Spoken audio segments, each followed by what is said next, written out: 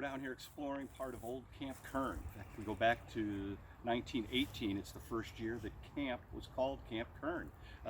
After Carl B. Kern's death, the camp was renamed, and the first summer as Camp Kern was the summer of 1918.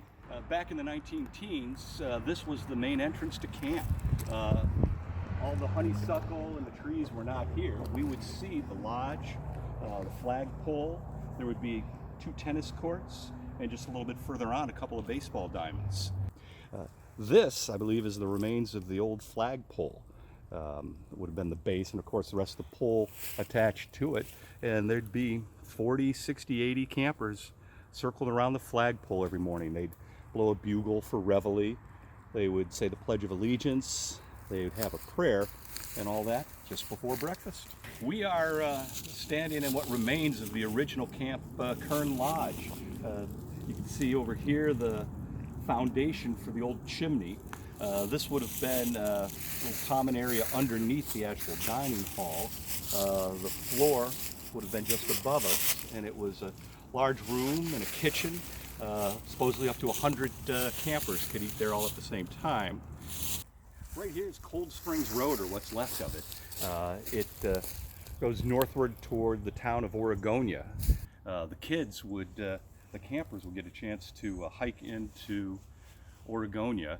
The camp director supposedly made up some story about this huge post office with pillars and a soda fountain, and the kids would be all excited, and he would hike them into the town of Oregonia that did have a one-room post office. And here along the river is where the campers had their cabins, Adirondack-style cabins, 3 walls, a roof, a raised platform for the floor, and there were 6 camper cabins, a nurse's cabin, and a staff cabin.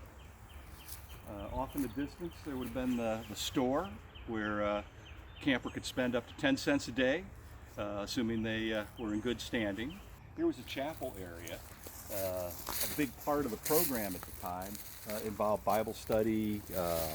There were quite a few sermons given, and the boys would sit on the cozy rocks that you see in front of you, and the camp counselors, and in particular the camp directors, would take turns teaching Bible lessons and various moral lessons.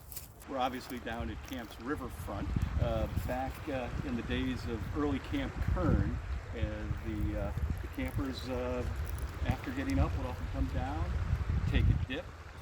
They would have swimming here. One of the Vesper things they would do, and this was hip back in the early 1900s, they would all go up a river, they'd tie off, and they had a Victrola that they would actually play devotional tunes as part of their Vespers, and that was sort of a big rite of passage for the campers back in those days.